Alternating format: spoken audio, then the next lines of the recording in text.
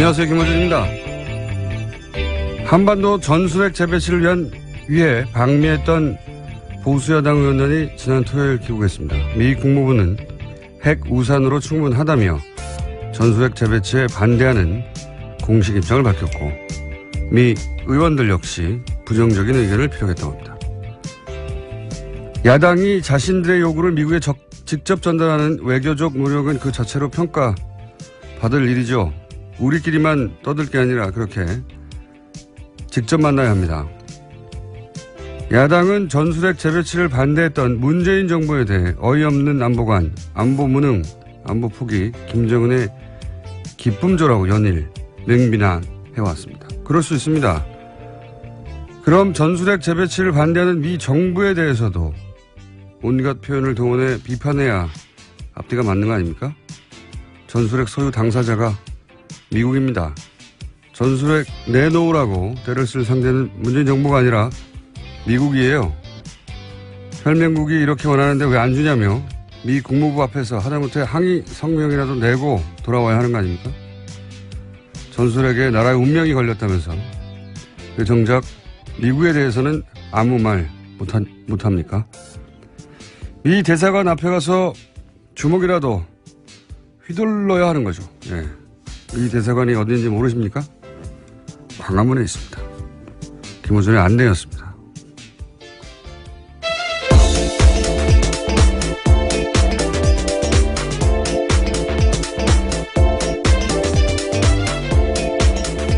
시사인의 김은지입니다. 네. 어때요? 월요일인데? 네. 예, 괜찮습니다. 어떠신가요? 안 좋습니다. 네.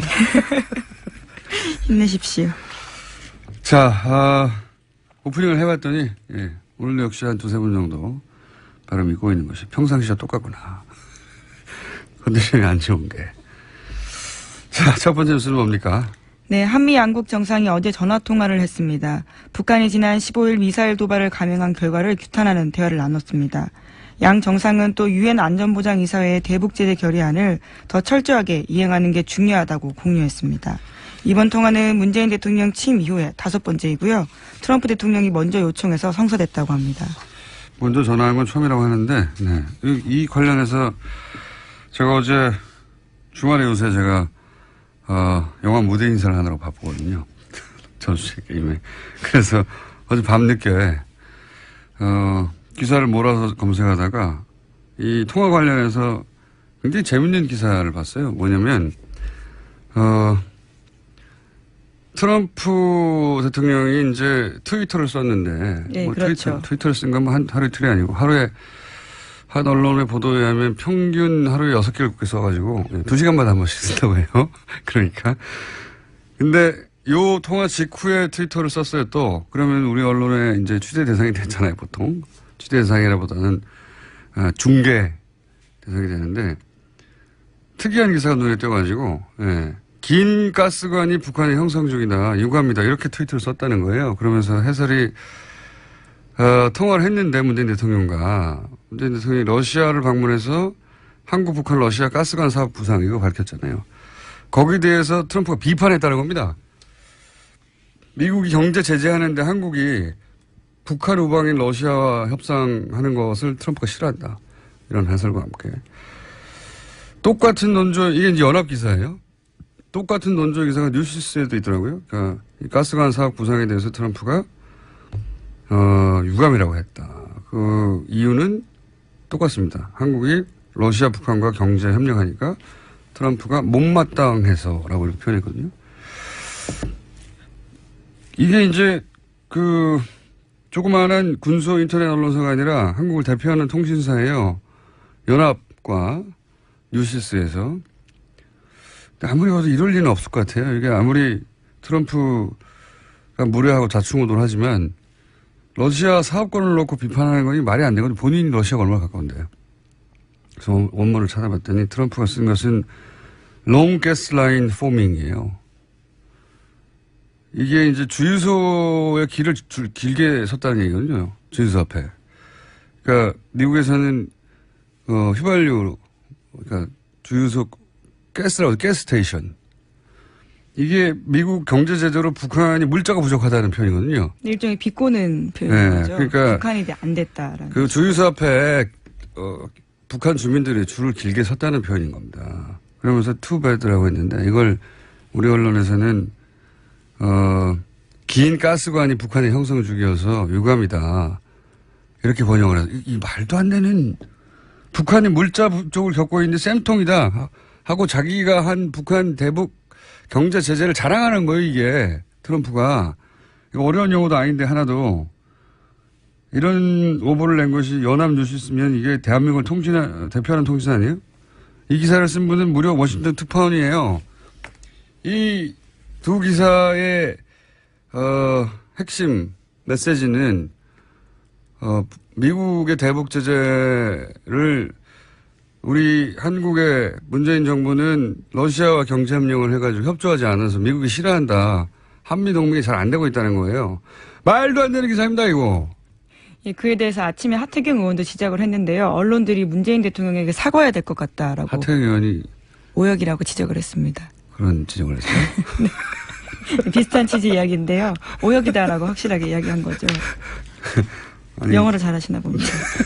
아니, 영어를 잘하나 못하나의 차원이 아니라 미국 특파원을 할 정도로 이걸 모른다는 게 말이 안 되는 것 같은데. Long gasoline forming. 저는 그래서 소위 말해서 이제 우리 언론들이 하도 자기들끼리 한미동맹이 잘 안 되고 있고 트럼프가 비판적이고 이렇게만 비판해온 기사를 오랫동안 써왔잖아요. 그래서 그런 맥락에서 그런 관점에서 눈에 띄는 겁니다, 이게. 참. 이건 정말 이게 오버라고 봐야 될까요? 아니면 기본적으로 기자들이 이렇게 삐딱하고 왜곡된 시각으로 보고 있다고 봐야 될까요? 여하간 이럴 수도 있구나. 예. 싶었습니다. 이거는 제가 보기에는 크게 문제 삼을 정도예요. 네, 이번 트윗 같은 경우에는 지난 12일에 했던 대북 제재 결의안을 지칭하는 걸로 보는 게 맞다라는 해석이. 네? 그렇죠. 뭐라고요? 그러니까 말씀하신 바가 맞다고요. 네. 제 말이 맞아요. 네, 어려운 네. 영어가 아니에요. 네. 이걸 그렇게 번역, 그걸 한 통신사도 아니고 양대 통신사가 모두, 만약 이 기사를 받아 쓴 언론사나 아니면 이 기사를 가지고 또 새로운 2차 기사를 만들어내는 곳들이 있을 거 아닙니까? 네. 이러면 또 이제 봐라, 트럼프 비판했지 않냐. 응? 한미동맹이 잘 안 되고 있어. 이런 얘기 하고 싶은 거거든요. 정말 바보들도 아니고. 하여튼 그런 기사가 있었어요. 하태경 의원이 이걸 새벽에 트윗을 했다고요? 네, 자신의 SNS에 오늘 오전에 올렸다고 합니다. 아직 오전이니까요. 아침에 올린 걸로 보입니다. 우리가 먼저 했어야 되는데. 자, 비슷한 시간으로 보입니다. 이런 말도 안 되는 기사가 어젯밤에 있었습니다. 자, 관련해서 또 뉴스가 있습니까, 혹시? 네, 미국 언론들이 북핵 위기를 풀어가는 트럼프식 방법에 대해서 문제 제기하고 있다라는 보도도 나오고 있습니다. 워싱턴 포스트 보도인데요. 트럼프 행정부가 엇갈린 메시지를 내서 동맹국들에게 미국의 의도가 제대로 전달되지 않는다라고 지적했다고 합니다. 어디서요? 어떤 언론에서? 예, 워싱턴 포스트입니다. 뉴스 공장을 듣는 것 같아요. 워싱턴 포스트에서. 자, 그런 얘기가 나올 수 있겠죠. 하도 왔다 갔다 하니까. 그게 문제가 아니고 저는 이 양대 통신사의 오보는 이게 크게 문제 삼을 정도라고 봐요. 이게, 문재인 정부를 비판할 거리가 없냐 하는 시각으로만 보지 않으면 절대 보이지 않을, 절대 하지 않을 실수라고 봅니다. 네, 길지 않은 트윗 멘션인데 민망한 오역을 한 거죠. 네, long gasoline forming. 이걸 어떻게, 러시아란 단어는 하나도 안 나오거든요, 거기에. 예. 마음이 그렇게 먹어져 있으니까 이렇게 보이는 거죠. 자, 다음 뉴스는요? 네, 어제 문재인 대통령은 미국 출국을 앞두고 김명수 대법원장 후보자 인준과 관련해서 입장문을 냈습니다. 문 대통령은 사법부 새 수장 선임은 각 정당의 이해관계로 미룰 수 있는 문제가 아니라면서 조속한 국회 인준을 호소했습니다. 또 그동안 국회와의 원활한 소통이 부족했던 것 같다면서 유엔 총회를 마치고 돌아오면 각 당 대표를 모시겠다고 제안했습니다. 대통령 입장에서 이렇게 말할 수밖에 없죠. 예. 지금 인준의 키는 국민당이 지고 있는데, 예. 지금 입장을 정확하게 내고 있지 않고. 과연 24일 전에 될지는 모르겠습니다. 지금으로서는. 자, 다음 주는요. 예, 이명박 정부 시절 국정원 블랙리스트 계속 알려드리고 있는데요. 이번에는 연예인 블랙리스트가 아니라 방송사 주요 간부와 PD들에 대한 블랙리스트도 나왔다고 합니다. 관련해서 문건도 자세하게 나왔는데 국정원의 문건 제목은 문화방송 정상화 전략 및 추진 방안 2010년 3월에 작성됐다고 합니다. 이 내용을 보면 국정원은 좌편향 인물과 문제 프로그램 퇴출, 노조 무력화, 민영화로 이어지는 3단계 장악 시나리오를 짰다라고 한겨레 신문이 보도했습니다. 제가 직접 겪기도 했어요. 예. 제가 MBC에서 상담 방송을 잠깐 한 적이 있거든요. 예, 이 문건에서 지적하고 있는 좌편향 인물로 꼽히신 거죠? 아니, 근데 거기에 이제 보면은, 소위 PD, 예, 일선 기자, 어떻게 관리할 것인가 국정원에서 문건이 나왔다는 거잖아요. 제가 그 상담 방송을 진행하고 있었는데, 그 상담 방송 담당 PD가, 방송을 하던 도중에 갑자기, 딴 곳으로 보직 발령이 났습니다. PD 한 명이었는데.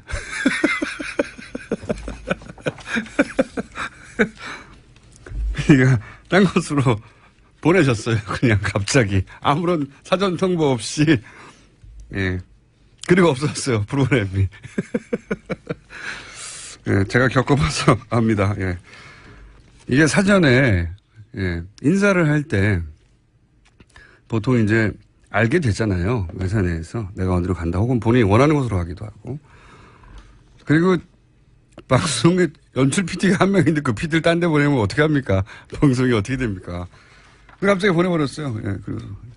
그런 일들이 실제로 정말 2010년부터 지금까지 일어났었던 거죠. 갑자기 보내고, 예. 그분은 그 다음에는 이제 PD가 아닌 일을 했죠. PD였는데. 지금 웃습니다만은. 그리고 이제 프로그램이 없었습니다. 그 문건대로 진행됐다는, 그게 사실이고 실제 경험하기도 했다. 야. 자, 다음. 저희 오늘 게스트가 많거든요, 오늘. 네. 복잡합니다. 예, 빨리빨리 전해드리겠습니다. 네, 빨리빨리 하죠. 이명박 정부 시절 국정원이 5.18 민주화 운동가 김대중 전 대통령을 비하하는 글과 사진을 인터넷에 올린 정황도 포착됐다고 합니다. 이것을 올린 사람은 김여진, 문성근 씨의 합성 나체 사진을 올린 사람과 똑같은 아이디라고 하는데요. 구글 인터넷 사이트에서 주로 쓰는 호남 비하 발언과 5.18을 폄하하는 발언을 썼다고 합니다. 지역 감정을 대단히 적극적으로 그때 활용했었어요. 예.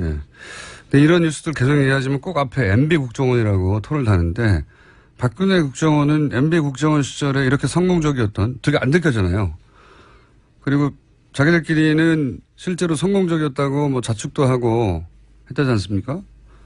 그걸 왜 박근혜 국정원 시절에는 안 했겠어요? 예. 자꾸 MB 국정원이라고 한정하는데 박근혜 국정원 시절에도 동일한 일이 계속 있었을 거라고 저는 추정하는 바입니다. 그런 뉴스가 이제 나오기 시작하겠죠, 조만간. 네, 현재 조사가 거기에 머물러 있기 때문인데요. 박근혜 정부 국정원까지도 올라갈 예정이라고 합니다. 알겠습니다. 그래서 문성근 씨가 일베 정권이라고 했었죠. 예, 그런 사진들은 일베에서만 나온 줄 알았더니 국정원이 직접 했다고. 예. 네, 그래서 국가정보원개혁위원회가 일베로 대표되는 극우 사이트에도 과거에 국정원이 돈을 댄 적이 있는지 조사하기로 했다고 합니다. 그런 뭐랄까요, 추정들 많이 했었죠. 예. 그리고 일베 유저들을 국정원에서 실제 초대해가지고 강연도 했었어요. 시계를 줬다라고 해서 예. 인터넷에 올라왔던 것도 본 기억이 납니다. 단순히 근데 그런 식으로 이제 격려하는 차원이 아니라, 예. 뒤에서 지원도 했느냐. 거기까지 조사가 이루어져야 될 사안이라고 보고요. 예. 제목 정도 읽고 끝내야 될 것 같습니다. 네, 방글라데시 당국이 미얀마에서 국경을 넘어온 로힝야종 40만 명에게 이동 금지 조치를 내렸다고 합니다. 복잡한 뉴스인데, 예, 로힝야 뉴스 계속 나오니까 저희가 오늘은 4부에서, 네, 국제뉴스에서 이 사안을 다루겠습니다. 이게 왜 뉴스가 됐냐면, 이제 앞이 굉장히 긴데, 요 뒷부분만 얘기하면, 원래 로힝야족이 이제 방글라데시 지역에서 발원한, 네, 소수민족이란 말이죠. 그런데 이제 영국이 거기다 강제 이주시켰죠. 복잡한 역사가 있습니다. 근데 이제 미얀마에서 탄압하니까 다시 방글라데시 넘어가려고 그러는데 방글라데시에서는 오지 말라고 하는 거예요. 미얀마하고는 언어와 종교가 통하지 않고 방글라데시하고는 언어와 종교가 통하거든요. 되돌아가겠다고 하는데 못 오게 하고 있는 거죠. 왜 이렇게 되느냐. 말하자면 자기 선조들, 예? 선조들이라고 해봐야 긴 것도 아니고 100여 년 전인데 선조들 땅으로 돌아가려고 하니까 못 오게 하고 있다. 갈 데가 없어요. 예. 네, 이 문제는 저희가 4부에서 다뤄보겠습니다. 여기까지 하겠습니다. 시사인의 김은지였습니다. 감사합니다. 네, 바로 이어서 박영선 의원 저희가 연결해 보려고 합니다. BBK 가짜 편지 사건을 다시 대정부 질의에서 수면 위로 끌어올리신 분이죠. 의원님 연결됐습니다. 안녕하십니까? 네, 안녕하세요. BBK. 감회가 새롭겠습니다. 의원님. 네. 예, 2007년 당시에도 사실은 BBK 최정방 공격수 중에 한 분이셨죠. 네. 자, 그런데 이제 그 대정부 질의에서 문자를 공개하셨어요. 예. 네. 박영선 의원에게 사죄드리며 그리고 저에겐 2개의 카드가 남아있다. 이런 내용의 문자를 공개하셨는데 이게 요 문자만으로는 잘 이해가 되지 않는 분들이 많을 겁니다. 어떤 문자인지 전체적으로. 좀 설명해 주십시오. 왜 이런 문자가 왔고 전후 맥락이 뭔지. 그 2007년 이제 10년 전 일인데요. 그 당시에 이 박근혜 전 대통령 측근들이 이명박 후보가 주가 조작을 해가지고 5,200여 명의 피해자가 났고 또 600억 원의 피해를 발생시켜서 이 수백억 원을 횡령한 이 BBK의 실소유자가 바로 이명박 후보다라고 주장을 했었죠. 그런데 이 실소유자 문제가 나오니까 이제 이명박 그 후보께서 나는 실소유자가 아니고 피해자다 이런 이제 주장을 하면서 김경준이 실소유자다 이제 이렇게 계속 주장을 하면서 그 선거를 버텼는데 네네. 이 김경준이 이제 실질적으로 입국을 하게 되지 않았습니까? 네. 미국에서 입국을 하니까 이명박 후보의 지지율에 이상이 생겼어요. 네네. 그러니까 그 당시에 한나라당이 이 민주당이 이명박 후보에게 타격을 주기 위해서 김경준 씨를 국내로 데리고 왔다라는 기획 입국서를 주장을 하게 됐고 그렇죠. 예. 그 주장을 뒷받침한 것이 바로 BBK 가짜 편지였습니다. 맞습니다. 그런데 예. 이 가짜 편지를 흔든 사람은 바로 당시에 그 홍준표 클린정치위원장이었거든요. 네네. 근데 이 홍준표 클린위원장이 이 가짜 편지를 흔들면서 민주당과 김경준의 발언이 거짓이고 오히려 이것이 문제가 있다. 뭐 이런 식으로 이제 이걸 뒤집어 씌우려고 하는 하나의 일종의 그 선거에 당선될 목적으로 어떤 사건을 조작한 이 조작 사건이었습니다. 있죠. 맞습니다. 네. 그런데 3년 3개월 후에 이 편지의 실제 작성자가 나타나서 기자회견을 하면서 네. 이 편지는 이명박 전 대통령 가족과 측근의 부탁으로 날조됐다. 이렇게 이제 기자회견을 하면서 그 후에 저한테 죄송하다는 문자를 보냈고요. 이분이 저한테 이제 그 죄송하다는 문자를 보낸 이유는 이 BBK 가짜 편지 사건으로 제가 이제 엄청나게 고통을 당했었거든요. 검찰이 저를 중심으로 한 민주당이 이것을 기획했을 것이다라는 어떤 그 각본을 짜놓고 제 주변 저를 비롯해서 제 주변의 수사를 엄청나게 했었습니다. 네네. 그런데 이제 이게 사실이 아닌 것으로 밝혀진 그런 사건이었죠. 네. 그때 이제 가짜 편지는 사실 좀 약하고 증거 조작을 한 것이죠, 완전히. 예. 그렇습니다. 네. 네. 있지도 않은 민주당이, 어떤 조작을 했다고, 조작을 했다고 주장을 하면서 검찰은, 정봉주 전 의원을 갖다가, 또 기소를 하고 또 정봉주 전 의원이 이 BBK 사건으로 인해서 실형을 살게 되고 네. 이런 이제 억울한 일들이 지금 계속 벌어지게 된 거죠. 그렇죠. 뭐 선거권도 10년간 박탈되는 상태고 전봉주 맞습니다. 네. 그런데 당시 한나라당에서 흔들었던 편지는 가짜라고 편지를 작성한 당사자가 당시에 폭로했지 않습니까? 신명 씨라고. 네. 그래서 그분이 이제 이 일로 고생하신 박영선 의원에게 죄송하다고 그거 내가 쓴 가짜라고 이렇게 폭로하면서 보낸 문자인 걸로 보이는데요. 그죠? 네네. 네. 그런데 이제 지난 대정부 질문에서 새로운 증거가 있다고 하셨지 않습니까? 이제 그 문자 메시지의 내용을 보면은요. 네. 나에겐 아직 두 개의 카드가 있다. 이렇게 써 있지 않습니까? 네네. 근데 이 2개의 카드가 지금 현재 밝혀지지 않았고요. 이분이 그 문자를 보내면서 저한테 뭐라 그랬냐면 검찰청 발표는 담당 검사 박철우 검사 외에는 전부 거짓이다. 네. 이렇게 두 가지의 이야기를 적었어요. 네. 제가 이제 여기서 말씀드리고 싶은 내용은 뭐냐면 검찰이 그 새로 출발하겠다 그러면서 인혁당 사건을 사죄를 국민한테 했었는데요. 사실은 지금 검찰이 새로 출발하려면 바로 이 BBK 사건 수사에 대한 대국민 사과가 있어야 된다. 저는 그렇게 보고 있습니다. 왜냐하면 여기서의 그 검찰청 발표가 전부 가짜다라는 그 의미는 뭐냐면 그 당시에 검찰이 이 가짜 편지의 윗선은 없다라고 해서 꼬리를 잘라버렸거든요. 그렇죠. 예. 그런데 이 문자가 의미하는 것이 이 윗선이 있다라는 것을 의미하는 것일 거라고 저는 그렇게 생각하고 있습니다. 왜냐하면 이 윗선과 관련된 여러 가지 그 등장인물들이 나오는데요. 네. 이 등장인물들에 대해서 검찰이 다 면죄부를 줬고 그리고 이 등장인물들이 그 당시에 그 면죄부를 받고 조용히 있었으면 제가 그냥 가만히 있겠는데 요즘 보면 마치 대한민국의 정의를 바로 세우는 사람인 것처럼 둔갑을 해서 오히려 더 큰 소리를 치고 있습니다. 그렇기 때문에 저는 이 부분과 관련해서는 검찰이 재수사를 하고 국민들에게 사과를 해야 되는 것 아닌가 저는 그렇게 생각하고 있습니다. 지금 말씀하신 그 당시에 그 신명 씨가 자신에게 편지 조작을 지시했던 사람 그리고 관여했던 사람이라고 밝힌 인물들이 이명박 대통령의 형인 이상득 씨 그리고 최시중 그리고 이명박 특보 당시에 그리고 김병진 특보 예. 그다음에 동서인 이명박 대통령의 동서인 신기혁 씨 이런 분들을 이름이 직접 거론됐었어요 그때 당시에. 네네. 근데 이제 검찰에서는 또 이분이 또 이런 이야기도 했어요.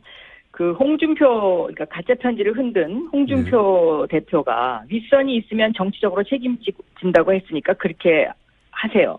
라는 이런 이야기도 했거든요. 네네. 그러니까 이 부분과 관련해서는 검찰의 수사가 그 당시에 매우 불투명하다. 저는 그렇게 보고 있고 검찰이 그 손이 안으로 굽는 그런 수사를 한 것이 아닌가 저는 그렇게 생각하고 있습니다. 네. 그런 의혹이 뭐 여전히 남아있고 신명 씨의 주장은 그러했는데 실제 신명 씨에게 그런 편지를 쓰라고 지시를 했던 양승덕 씨는 그냥 대학에 직원에 불과했는데 한 대학에 이분이 다 그냥 이 모든 일을 독자적으로 기획했다는 게 검찰의 수사 결과였지 않습니까? 그렇습니다. 네. 말이 안 되는 납득하기 어려운 수사 결론이었는데 지금 이제 의원님 말씀은 제대로 된 검찰 수사를 새로 하고 그리고 그 이전에 당시 수사를 담당했던 검찰은 여기에 대해서 반성하고 수사를 밝혀야 된다 이런 말씀이신 거죠? 그렇습니다. 그리고 저는 이 일로 인해서 정봉주 전 의원 같은 경우는 너무나 억울한 옥살이를 했기 때문에 지금이라도 특별 사면을 시켜줘야 되는 것 아닌가 저는 그렇게 생각하고 있습니다. 네. 당시 정봉주 전 의원과 박영선 의원님이 2007년에 이 건으로 사실 고생을 같이 하셨는데 네 고생 많으셨죠 그때. 예, 그렇습니다. 지금은 이렇게 웃으면서 이야기하지만 그 당시는 뭐 굉장히 상황이 심각했었죠. 가족들이 다 뿔뿔이 흩어져야 되고 또 제 주변에 있는 보좌진들부터 시작해서 검찰 수사를 안 받은 사람이 없거든요. 네. 제가 알기로는 의원님도 거의 감옥 가실 뻔한 걸 알고 있습니다. 자, 10년 전 얘기긴 합니다만 거의 감옥 가실 뻔한 걸 알고 있고. 네. 자, 이 건에 대해서 그게 문제가 아니라 제대로 밝혀지지 않았다. 예. 그리고 현 검찰총장도 여기서 자유롭지는 않습니다. 당시에 서울중앙지검 특수 1부장이었기 때문에. 네. 자, 그런데 이게 재수사가 과연 될 수 있을까요? 저절로는 안 될 것 같은데요? 저도 뭐 이게 재수사하기가 쉽지는 않을 거라고 생각합니다. 왜냐하면 이 BBK와 관련된 그 수사 검사들이 한 뭐 3분의 2 정도는 그만뒀지만 아직도 3분의 1 정도가 검찰에 남아 있습니다. 네. 그런데 이 남아 있는 그 검사들의 주장은 뭐냐면 우리가 그 당시에 정치적으로 그런 핍박을 받았지만 그래도 그러니까 무혐의라는 게 이제 일종의 가짜 편지도 뭐 윗선이 없다 이런 정도로 무마하고 민주당을 더 수사하라는 압박이 있었고 박영선을 기소해서 감옥에 보내라는 압박이 있었지만 증거가 없어서 우리가 그래도 우리 양심대로 그래도 많이 노력했다. 뭐 이제 이런 주장을 하고 있는데요. 예. 저는 그런 주장을 사석에서 할 게 아니고 예. 국민 앞에 우리가 그 당시에 이러한 그 힘든 상황이었고 그래서 우리는 이러이런 잘못을 했다. 그리고 사실 그 당시에 진실은 이러이러한 것이었다라는 것을 국민들에게 밝혀야 정의로운 대한민국으로 가는 어떤 하나의 초석을 만들 수 있지 않을까. 그리고 다시는 검찰이 이런 어떤 정치권에 휘둘리는 검찰이 안 되기 위해서라도 저는 이런 부분은 한 번 정도는 정리하고 넘어가는 것이 맞다라고 저는 생각하고 알겠습니다. 있습니다. 사석에서는 그런 이야기를 하는군요. 당시에 검찰 출신들이. 네, 제가 듣기로는 정봉주 전 의원에게도 그 당시에 정봉주 전 의원을 수사했던 검사분들이 예. 우리가 그때 뭐 이래서 어쩔 수 없이 기소를 한 거다라는 이야기를 사석에서 하는 걸로 제가 알고 있습니다. 알겠습니다. 오늘 말씀 감사합니다. 여기까지 듣겠습니다. 네. 지금까지 더불어민주당 박영선 의원이었습니다.